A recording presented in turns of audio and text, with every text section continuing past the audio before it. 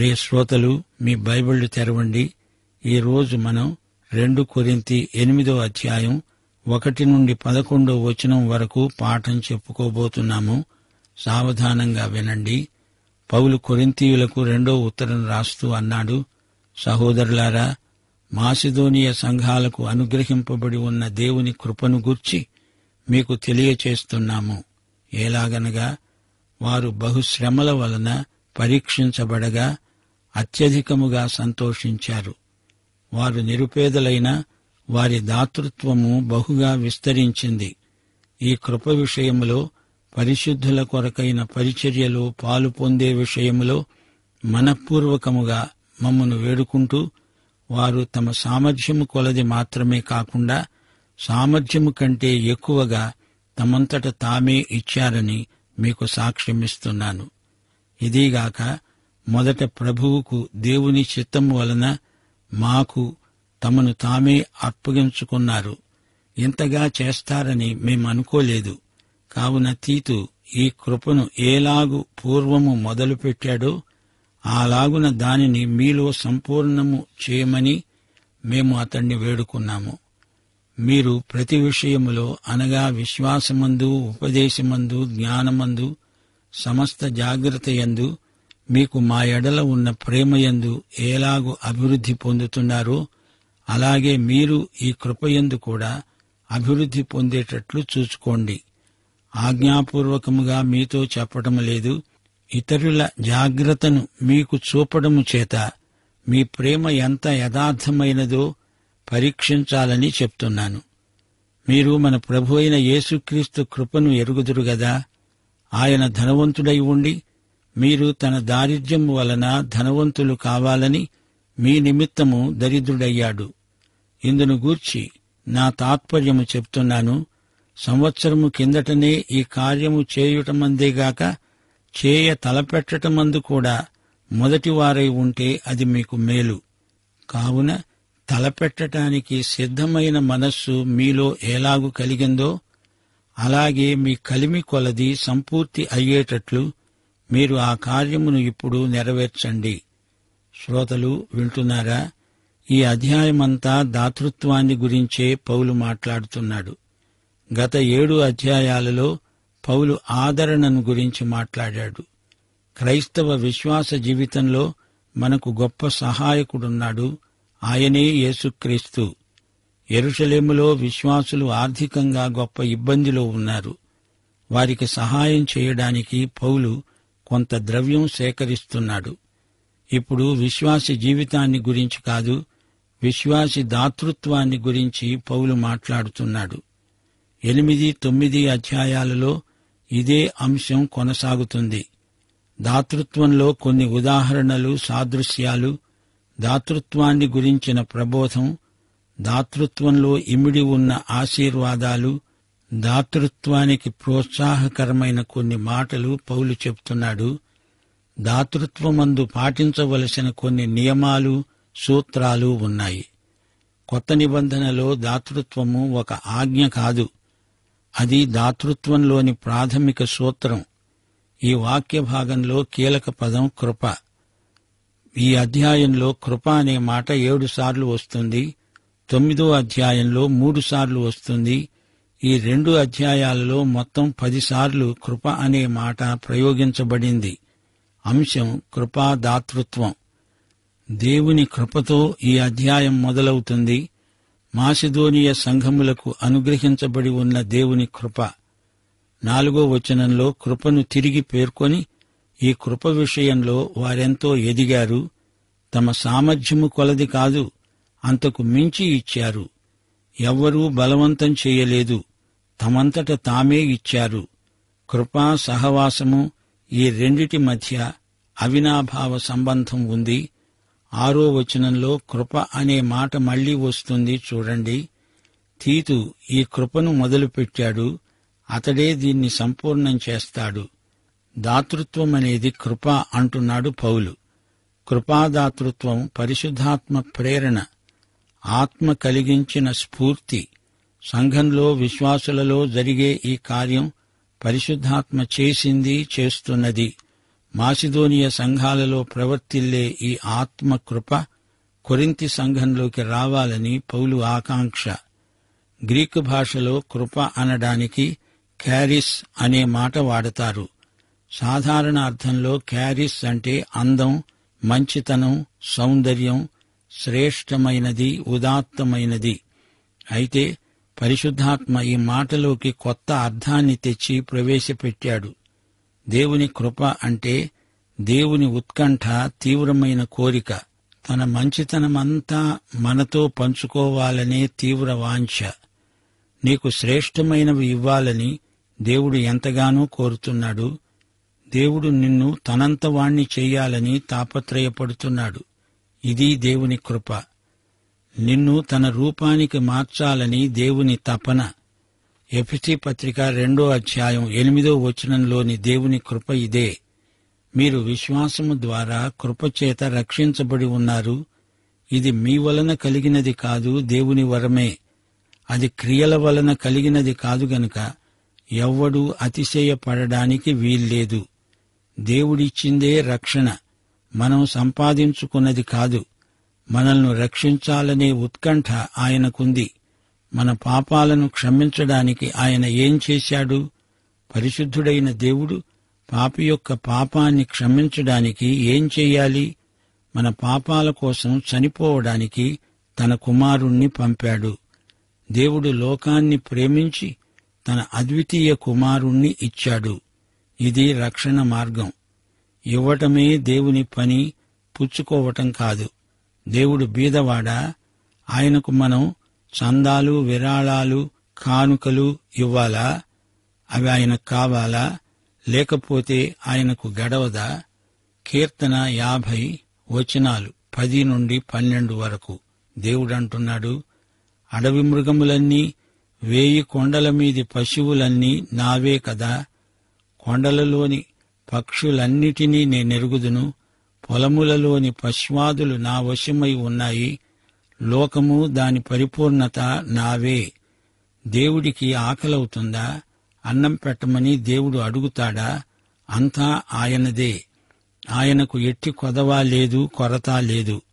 ఆదిమ సంఘంలో దాతృత్వాన్ని కృపగా భావించారు. ఇవ్వాలని వారికెంతో అభిలాష.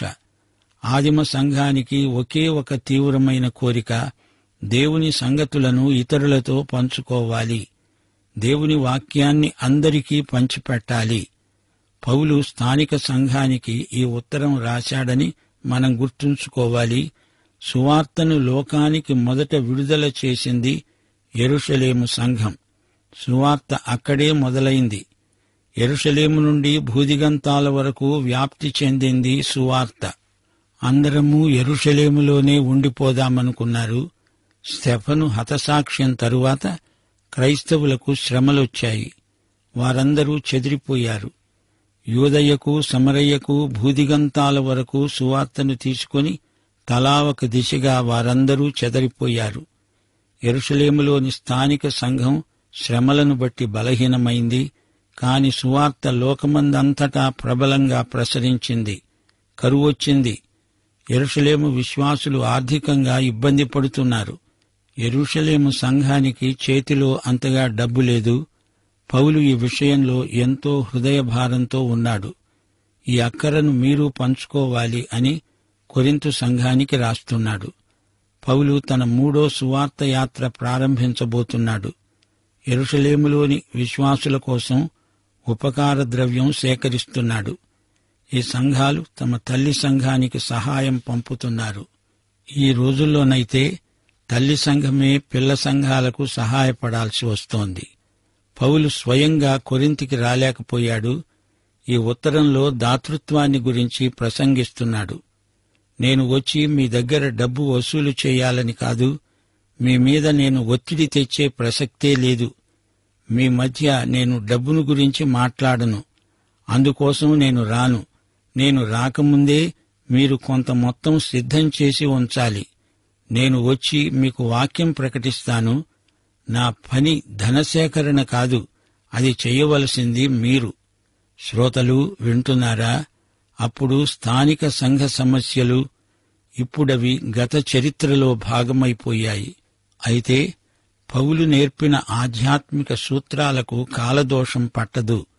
అచ్చం అలాంటి సమస్యలే ఈ రోజున కూడా మనం ఎదుర్కోవలసి వస్తోంది. మాసిదోనియ విశ్వాసులు బీదవారే. వారు తమ లేమిలో నుండి ఇచ్చారు. కలిమిలో నుండి కాదు, లేమిలో నుండి తమ శక్తికి మించి ఇచ్చారు. దాతృత్వపు కృప అంటే, పరిశుద్ధులకు చేయవలసిన పరిచర్య అంటే వారికెంతో ఆసక్తి. అట్టి అవకాశం తమకు ఇవ్వవలసిందని వారు మనఃపూర్వకంగా మమ్ములను వేడుకుంటున్నారు. తమంతట తామే ఇచ్చారు, బలవంతం చేత కాదు. మొదట తమను తాము ప్రభువుకు అప్పగించుకున్నారు. మాకు పరిచర్య చేయడానికి కూడా తమను తాము అప్పగించుకున్నారు. ఇది దేవుని చిత్తమని వారు తెలుసుకున్నారు. కృపా సహవాసం, కృపా పరిచర్య, కృపా దాతృత్వం, కృపా కానుక, వారిలో పరిశుద్ధాత్మ కృపాశక్తి పనిచేస్తున్నదని అర్థం. క్రీస్తును మాత్రమే కాదు, ఆయనకు సంబంధించిన వాటిని అందరితో పంచుకోవాలని వారి ఆశ. విశ్వాసులలో ఒకరి పట్ల ఒకరికి గాఢమైన మిక్కుటమైన ప్రేమ ఉంది. గనుకనే శక్తిని మించి ఇస్తున్నారు. ప్రేమ కానుక ఎవరు ఎవరికి ఇచ్చింది ప్రచారం చేయడానికి కాదు. ప్రేమ కానుక ఎంత ఇచ్చినా తక్కువే అనిపిస్తుంది. అందుచేత ఇచ్చిన వారు బహిరంగ ప్రకటనకు ఇష్టపడరు. అక్కరలో ఉన్న విశ్వాసులు తమ అక్కరలు బహిరంగం చేయడానికి ఇష్టపడరు. అలాంటి వారికి విశ్వాసులు సాయపడటంలో ఎంతో మెళుకువగా ఉండాలి. అది క్రైస్తవ సహోదర ప్రేమ అంటే. దాతృత్వము కృపాసహితమైనదై ఉండాలని దేవుని చిత్తం. మాసిదోనియ విశ్వాసులు ఇంతగా ఇస్తారని మేము అనుకోలేదు అంటున్నాడు పౌలు. వారు మొదట తమను తాము ప్రభువుకు సజీవయాగముగా సమర్పించుకున్నారు. ఆ తరువాత ప్రభువు యొక్క పనికి తమను తాము ప్రతిష్ఠించుకున్నారు. యూత ఇచ్చారు. ప్రభువు చిత్తానికి వారు అన్నమాట అంకితమైపోయారు. కొరింథీ 15వ అధ్యాయంలో పౌలు పునరుత్థానమును గురించి, పరలోకమును గురించి మాటలు, పరలోకాన్ని గురించి ఎంతో ఉంది. అయినా ఒకలో ఆ అంశాన్ని ముగించాడు. వెంటనే 16వ అధ్యాయంలో పరిశార్థికంగా సహాయం చెయ్యాలి మొదలుపెట్టాడు. ఈ పాఠంలో కొరింథు వారికి ఇవ్వడాన్ని గురించి చెబుతూ సణుక్కోకుండా ఇవ్వాలి అంటున్నాడు పౌలు. నిరుపేదలైనా వారు సంతోషంగా, ఉత్సాహంగా ఇచ్చారు. ఇది ప్రేమ సహవాసం. శక్తికి మించి ఇచ్చారు. ఇది కృపాదాతృత్వం.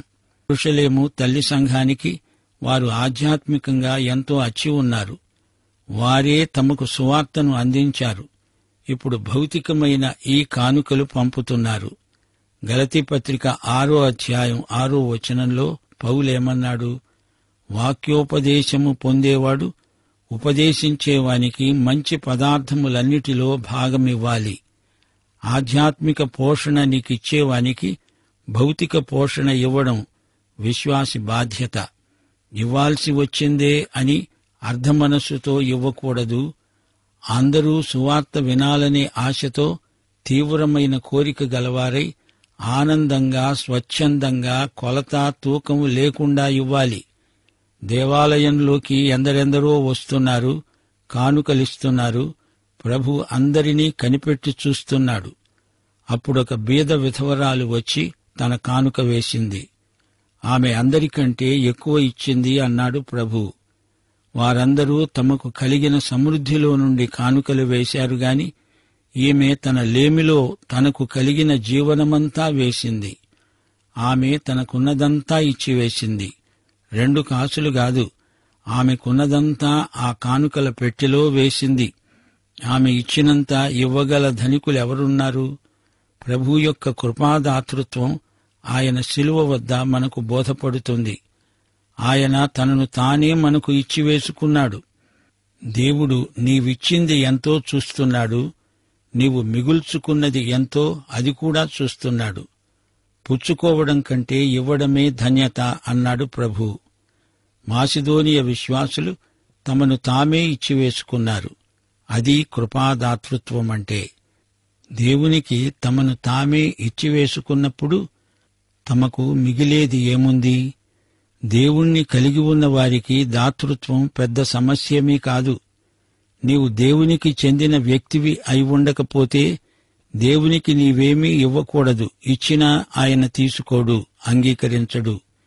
నీ చెయ్యి దేవుని చెయ్యి అయి ఉండకపోతే నీ చేతిలో ఉన్నది దేవునికి అక్కర్లేదు. మాసిదోనియ సంఘస్థులకు కలిగిన ప్రేరణ మీరు కలిగి ఉండాలి అని కొరింథీ సంఘస్థులను పౌలు సవాలు చేస్తున్నాడు. ఒక మనిషి ఆధ్యాత్మిక శీలం ఎదుగుదల దాతృత్వంలోనే రుజువవుతుంది. దేవుని ఆరాధనలో దాతృత్వం ఒక భాగమని విశ్వాసులు గ్రహించాలి. కృపాదాతృత్వం లేనివాడు దాతృత్వాత్మను ఇమ్మని ప్రార్థించాలి.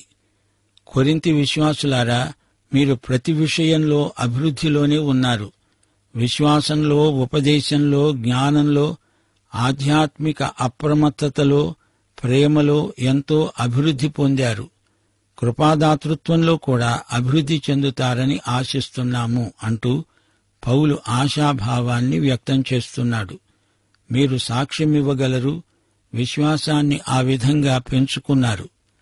పౌలంటే మిగతా అపోస్తలులంటే వారికెంతో ప్రేమ, ఆత్మ సంబంధమైన మెళుకువ, జాగరూకత వారికుంది. అయితే ఈ కృపలో కూడా, అనగా దాతృత్వమందు మీరు ఎదగాలి, అభివృద్ధి పొందాలి. ఇది మీ ప్రేమకు పరీక్ష. దాతృత్వం స్వచ్ఛందమై కృపాసహితమైనదై ఉండాలి. ఇతరులు ఈ విషయంలో ఎంత జాగ్రత్త వహిస్తున్నారో మీకు చూపుతున్నామంటే దీని ప్రాముఖ్యతను గుర్తించండి. నేను మీకిది ఆజ్ఞాపూర్వకంగా చెప్పి మీ మీదికి ఒత్తిడి తేవాలని కాదు. మీ ప్రేమ ఎంత యథార్థమైనదో మీకు మీరే చూసుకోవాలని మా అభిప్రాయం. ఇది ఆజ్ఞ కాదు, ధర్మశాస్త్రం కాదు, యాంత్రికమైన మతాచారం కాదు. పాత నిబంధన వ్యవస్థలో కూడా 1 దశమ భాగం కాదు, 3 దశమ భాగాలు ఆయా సందర్భాలలో ఇచ్చేవారు. 1 పన్నుల రూపంలో, అంటే దశమ భాగం దాతృత్వం కాదు, అది పన్ను చెల్లింపు. మాసిదోనియ మాదిరిని అనుకరించండి. అంతేకాదు, మీ ప్రేమలోని యథార్థతను మీరు రుజువు చేసుకోండి. ఇది మీకు దేవుడిచ్చిన గొప్ప అవకాశం. దాన్ని సద్వినియోగపరుచుకోండి. యేసు కృప మీరెరుగనిది కాదు. ఆయన ధనవంతుడు, మీ నిమిత్తము ఆయన దరిద్రుడయ్యాడు. యేసు యొక్క దారిద్ర్యం మనకు ఐశ్వర్యం. శిలువ మీది యేసును చూడండి. ఆయన శిలువ వేతలో కృపాదాతృత్వము ఇమిడి ఉంది. యెరూషలేము శిబిరము వెలుపల శిలువ వేయబడి చీకటి సమాధిలో ఉంచబడ్డాడు. ధనవంతుడు మన కోసం ఎంత నిర్ధనుడయ్యాడో చూచారా? సంవత్సరం క్రితమే మీరు మాట ఇచ్చారు. అప్పుడే ఇది ఇచ్చి ఉంటే ఎంత బాగుండేది. దేవునికి మాట ఇవ్వడం మంచిదే కాని ఆ మాట నిలుపుకోవాలి గదా. ఇప్పుడైనా ఆ కార్యాన్ని నెరవేరుస్తారని ఆశిస్తాను అంటున్నాడు పౌలు. మీ కలిమి కొలది దాన్ని సంపూర్తి చెయ్యండి. కార్యము చేయ తలపెట్టినప్పుడు దాన్ని చెయ్యాలి. తలపెట్టడంలో మొదటివారైనప్పుడు దాన్ని నెరవేర్చటంలో కూడా మొదటివారై ఉండాలి. వాగ్దానం చేయడానికి సిద్ధమనస్సుంది, దాన్ని నెరవేర్చడానికి కూడా సిద్ధమనస్కులై ఉండండి. మీరు మాట ఇవ్వాలని ఎవరూ ఒత్తిడి చేయలేదు. ఇది ధర్మశాస్త్రం కాదు, ధర్మశాస్త్రీయమైన ఆజ్ఞ కాదు. ఆ ఆజ్ఞ కాదని నేను మరో చిన్న ధర్మశాస్త్రాన్ని తెచ్చి మీ మీద పెడతానా? అలా కాదు. ఇది కృపాదాతృత్వం. స్వచ్ఛందమై ప్రేమపూర్వకమైనదే క్రైస్తవ దాతృత్వం, కృపాదాతృత్వం. సోదరి, సోదరుడా, ప్రియ శ్రోత, కృపామయుడు, ప్రేమమయుడు అయిన యేసుక్రీస్తు నీ స్వకీయ రక్షకుడా, ప్రభువా? అయితే ఈ పాఠం నీకోసమే. పాఠం ఇంతటితో సమాప్తం. మన ప్రభు అయిన యేసుక్రీస్తు వారి సత్కృప, తండ్రి అయిన దేవుని పరమ ప్రేమ, పరిశుద్ధాత్మ యొక్క అన్యోన్య సహవాసము మనకందరికీ సదాకాలము తోడై ఉండునుగాక. ఆమేన్.